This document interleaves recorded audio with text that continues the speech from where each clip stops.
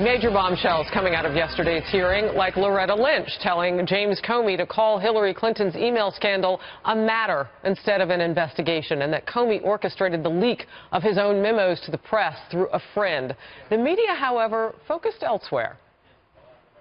Comey came across as an honest man under oath against a president who really doesn't focus much attention on telling the truth. Trump is at the point where he has to say, I am not a liar, the other guy's a liar. This is still a horrendous day for this president.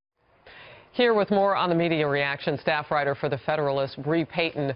Good to see you this morning. You know what? I do want to start because we didn't include in that, Bree, some reaction that seemed to be spot on from over at CNN. John King, let's watch that together. This won't get much attention because it's in the rearview mirror, but a pretty damning account from Jim Comey there about Loretta Lynch, the former Attorney General in the Obama administration, and her handling of the Clinton email investigation. It won't get much attention, but that was pretty damning. So, Bree, I wanted to start there because those are two completely different narratives in the media last night. What do you make of it?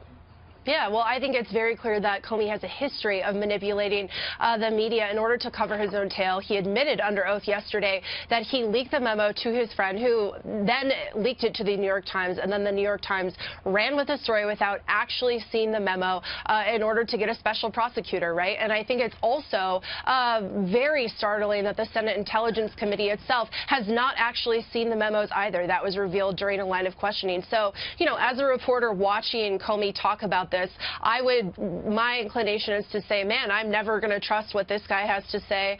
I think it's very shocking to see a narrative come out painting him as a Boy Scout who's on this quixotic, quest for truth and justice, because I think it's very clear that he is a spineless weasel who has a history of manipulating the media to cover his own tail. Well, he himself said he's no Captain Courageous, and that at important points he would back down. Loretta Lynch was one of them.